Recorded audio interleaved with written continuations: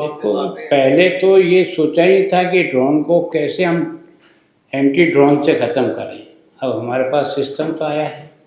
अभी हम 12 ही ऐसे इंस्ट्रूमेंट आ पाए हैं जिनसे हम देखभाल करने का प्रयास करें। लेकिन अभी उसकी, जैसे मैंने स्वयं ने कह दिया था, तभी उसके एरिया के फैलाव के हिसाब से बॉर्डर 530 किलोमीटर का है। उसके फैलाव के हिसाब से जितने हमको और चाहिए वो हम केंद्र सरकार से कहेंगे कि हमको ज़्यादा से ज़्यादा मिले, ताकि उससे करें। और दूसरा ये कि ड्रोन और इनकी जो एक्टिविटीज़ है उसमें सबसे बड़ा रोल ये जो विलेज कमेटी है, ये हमारी सबसे बड़ी मददगार होती है। तो मैं सोचता हूँ इस दृष्टि से भी लोगों की सूचना के आधार पर ही हमने इतने ड्रोन गिराए हैं और इतना माल जो पकड़ा है वो किसी न किसी की सूचना के आधार पे तो पकड़ा है, इसमें तो कोई दो राय नहीं। पहले बड़े ड्रोन आते थे, अब उसका तो हमने इलाज निकाल दिया, तो अब वो छोटे छोटे ड्रोन हो गए जिनकी आवाज़ तो सुनाई देती है लेकिन लोकेशन का कई बार पता नहीं लगता है कि वो कहाँ है। तो उसके कारण से भी अब जैसे जैसे आवश्यकता महसूस हो रही है उसका उतना ही इलाज हमारे जो जितने भी साइंटिस्ट हैं, जो भी वैज्ञानिक हैं, वो इस बारे में कोशिश कर रहे हैं कि कोई न कोई तैयार करेंगे। लेकिन निश्चित रूप से पहले जो अधिकांश जो है ना वो कोई रिवर के बेल्ट से बहुत ज़्यादा कुछ होता था, उस पर थोड़ा सा कंट्रोल हुआ है। तो अब उन्होंने नई तरीका निकाल करके ड्रोन के सिस्टम से किया है। अब ड्रोन भी जो है ना, कोई न कोई तो रिसीव करने वाला होगा तब ड्रोन आता है। ऐसा तो नहीं हो सकता है कि ड्रोन हवा में डाल के चला जाएगा, क्योंकि ये भी तो एक व्यवसाय है ना। तो उस व्यवसाय को समझने के लिए ज़रूरी नहीं है जहाँ ड्रोन गिराया है वो व्यक्ति उसमें जिम्मेदार हो, ज़रूरी नहीं है। क्योंकि कई ऐसी गैंगे हैं जो इस काम में बहुत मुस्तैदी के साथ लगी हुई है, तो उनको भी पकड़ा है। मैं आपको ये प्रसन्नता के साथ कह रहा हूँ, मेरा होम मिनिस्टर का 8-9 साल का अनुभव है राजस्थान का। मतलब हमारे यहाँ जो एनडीपीएस एक्ट की सज़ा का परसेंटेज है वो 15-18 से ऊपर नहीं गया। मैं स्वयं भी रह गया, खूब मेहनत भी कर ली, लेकिन यहाँ का सज़ा का परसेंटेज 85% एनडीपीएस एक्ट में सज़ा का परसेंटेज एक बहुत ही संतोषप्रद है। इसका मतलब एजेंसी काम तो कर रही है, लेकिन चुनौतियाँ भी उतनी अलग से अलग नई नई तरीके से निकल रही है। तो जैसी चुनौती आ रही है वैसा उस ढंग से मुकाबला करने के लिए हम अपनी तैयारी करेंगे। बॉर्डर विलेजेस के दौरे पे हो, आपको क्या लगता है कि नशे को लेकर हालात सुधरे या पहले से भी बदतर हुए? देखो, मैं सोचता हूँ कि मैंने तो पहले के तो इतना देखा नहीं, तो मैं एकदम दोनों की तुलना तो नहीं कर सकता हूँ। पर जो मैंने अधिकारियों के साथ बैठा हूँ, जो मेरी चर्चा हुई है, जिस प्रकार का उनका आपस का कॉम्बिनेशन है, जिस प्रकार से मेरे जो बिंदु थे मीटिंग के पिछले गवर्नर के, उसकी जो पालना थी, उसको देखने के बाद तो संतोष है कि निश्चित रूप से उस टीम ने काम किया है। और ये जो विशेष रूप से जो है, विलेज कमेटियों ने भी इस प्रशासनिक अधिकारियों के साथ अच्छा तालमेल बिठाया। मैं इतनी जगह गया तो मेरे को कहीं भी कोई ऐसी शिकायत नहीं मिली कि हमने कोई काम कहा और इन्होंने हमारा सहयोग नहीं किया। तो मैं सोचता हूँ, सामान्यतः मेरा 40 साल का अनुभव है, इतना कॉम्बिनेशन के साथ काम करना इस बॉर्डर के डिस्ट्रिक्ट में ही देखा है। बाकी भी मैं कई जिलों में घूमते ही हूँ अपने इस 40 साल के कार्यकाल में। तो मुझे तो लगता है कि बहुत पॉजिटिव लाइन पर यहाँ का काम चल रहा है। सर जी, जो आपने बताया है कि सीसीटीवी कैमरे इंस्टॉल किए जा रहे हैं, जो 530 किलोमीटर को कवर करेंगे पूरे बॉर्डर? मैं सोचता हूँ अभी तो जितने जिले में घूम के आया हूँ उन सब में तो ये सब काम चल रहा है अभी, क्योंकि सभी ज़िले मेरे घुमा भी नहीं है, क्योंकि 530 किलोमीटर है।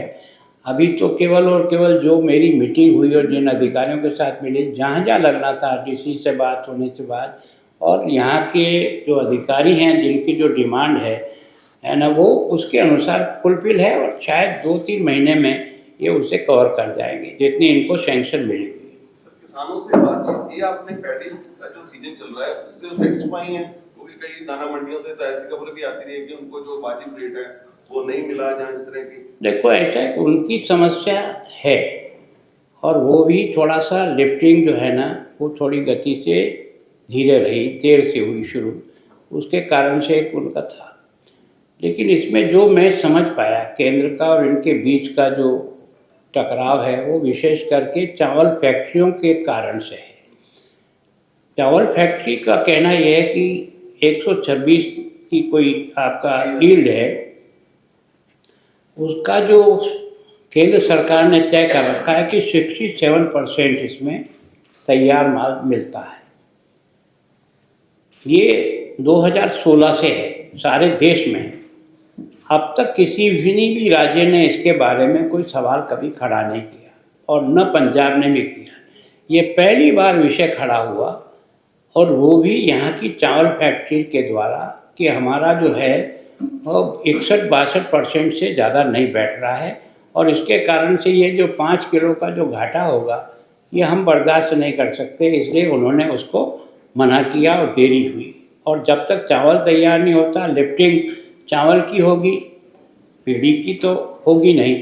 तो ये जो डिफरेंस है, मैंने प्रहलाद जोशी जी जो इसके मंत्री हैं, मुख्यमंत्री हैं, उनसे भी बात की मैंने, किसानों से भी बात की, ये जो चावल फैक्ट्री के लोग हैं इनसे भी बात की और उसके बाद मैंने उनसे कहा कि भाई इसका रास्ता ये है कि आप यहाँ की चावल फैक्ट्रियों को जाकर के कोई आपकी एक्सपर्ट टीम जाकर देख ले और देखने के बाद अगर आपको लगता है कि वास्तव में 126 के से जो है परसेंटेज कम बैठता है, बाकी जगह नहीं बैठा होगा, पंजाब में अगर बैठा है तो आप तो उन्होंने आईआईटी की कोई टीम बना करके यहाँ भेज दिए, शायद पहुँच गई होगी या एक आध दिन में आने वाली है।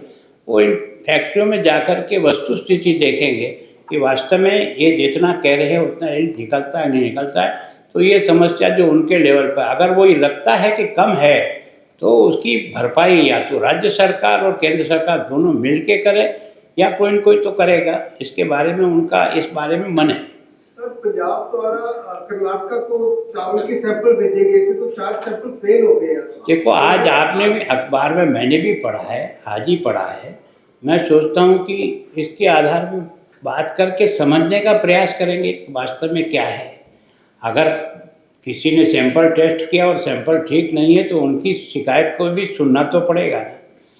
ऐसा तो नहीं कह सकते कि उन्होंने कि इसलिए नहीं सुनेंगे और उस हकीकत तक पहुंचने का प्रयास करेंगे। लेकिन अभी आज पहली बार हमारे भी ध्यान में विषय आया तो जानकारी करेंगे। सर, आपसे पहले जो गवर्नर थे उनका स्टेट गवर्नमेंट के साथ, खासतौर सीएम के साथ 36 का आंकड़ा चलता रहा है। अभी आपके रिलेशन कैसे चल रहे हैं? मेरे 36 का में नहीं, 63 का है। ठीक है ना सर, बेरोजगारी बहुत बड़ा मुद्दा है सरहदी एरिया में। तो जो नौजवान बेरोजगार हैं वो नशे पैसे की दौड़ में पैसे को लेकर नशे का काम करते हैं, सप्लाई करते हैं, उनके लिए क्या कुछ करना है? तो मैंने कहा था ना कि यहाँ जो है कैसे विशेष करके किसान से संबंधित इंडस्ट्री कैसे आए, और इंडस्ट्री आएगी, लॉ एंड ऑर्डर की स्थिति अच्छी होगी तो हर आदमी इन्वेस्ट करने आएगा। अगर लॉ एंड ऑर्डर की स्थिति अच्छी नहीं बनी तो कोई भी इन्वेस्टर इन्वेस्ट करने नहीं आएगा। मैं जब पढ़ता था कॉलेज में तब मैंने किताब में भी पढ़ा और अपने लेक्चर से भी पढ़ता था कि देश में इंडस्ट्री की दृष्टि से नंबर 1 पर अगर कोई स्टेट था तो पंजाब था। आज अगर वो इस दृष्टि से कमज़ोर पड़ा तो उसमें मैं सोचता हूँ लॉ एंड ऑर्डर भी एक विषय है।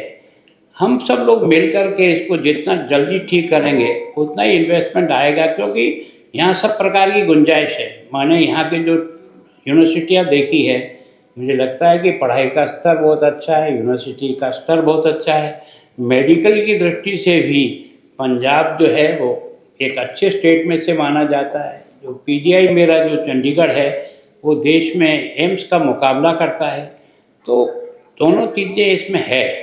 और फिर टूरिस्ट की दृष्टि से भी, जैसे आपका जहाँ अमृतसर में बैठे हैं, पहले कितना टूरिस्ट आता है, आज कितना टूरिस्ट आता है, पहले कितनी होटलें थी, आज कितनी बन रही है ना। अभी 5 स्टार होटलें जो है ना अभी और कंस्ट्रक्शन में आई है। इसका मतलब टूरिज़्म बढ़ रहा है। तो यहाँ टूरिज़्म जो है ना वो कई लोगों को रोज़गार देता है। तो यहाँ जिन चीज़ों के कारण से रोज़गार बन सकता है उनके बारे में सरकार को भी और हमको भी मिलकर सोचना चाहिए। सर, पंजाब में डीएपी खाद की सर काफी कमी है। सर, आज एक खबर भी है किसान की ओर से खुदकुशी की गई है, उसको डीएपी खाद नहीं मिलेगी। देखो, यह है कि एकदम इसके बारे में परफेक्ट नहीं कह सकता हूँ, क्योंकि मैंने सुना जरूर है, लेकिन इसके बारे में जब तक जहाँ से डीएपी आता है और जहाँ डिस्ट्रीब्यूट होता है उसके जब तक आंकड़ों को लेकर के आपस में तुलना नहीं करें, पहले कितना आता था अब कितना आया है, कब लोड हुआ, कब यहाँ उतरा है। अब ये इसमें कहाँ कमी है, डिस्ट्रीब्यूशन में कमी है या वहाँ से आने में कमी है, इसको समझने के बाद ही कोई बात सर, कही। जिन जिलों में चुनाव है वहां पर तो ठीक ठाक जा रहा है। हाँ जी। ये भी रिपोर्ट है कि जिन जिलों में चुनाव है वहां तो ठीक ठाक जा रहा है डीएपी। देखो ये तो क्या है कि हम जो राजनीति में काम करते हैं ना, उनका ये पहला वाक्य होता है। अब उसमें सच्चाई कितनी होती है ये कोई नहीं कह सकता। अगर कोई कहे तुलना करके तो ये बताए कि इस ज़िले में चुनाव नहीं है, यहाँ तो इतना यूरिया उतरा और यहाँ इतना उतरा, तब तो समझ में आ सकता है। और इतना आसान भी चुनाव नहीं होते हैं कि कोई यूरिया अधिक दे देने से या डीएपी अधिक देने से वोट मिल जाएगा। ये गलतफहमियां अब राजनीति में पालना कोई समझदारी का काम नहीं है। धन्यवाद भैया। आपने बोला कि कमेटियों को हम इनाम देते हैं 3 लाख का, 2 लाख का, 1 लाख का, जो अफसर तालमेल से काम कर रहे हैं, जिनको एक दिल से इच्छा है कि अच्छा काम करें, उनके लिए भी कोई रिवार्ड चाहिए, क्योंकि वो अफसर ये बात कहते हैं कि हमें भी रिवार्ड है कुछ ना कुछ। नहीं, ये कोई आपके और मेरे कहने से तो नहीं दिला सकते। ये आप तो बात करें क्योंकि नहीं, वो तो क्या है कि जो एजेंसी इसका मापतोल करती है उसको ही करना पड़ेगा, ये अधिकार तो उसी का है। सर, धन्यवाद। चुनाव को लेकर पंजाब सरकार सुप्रीम कोर्ट का रुख कर रही है।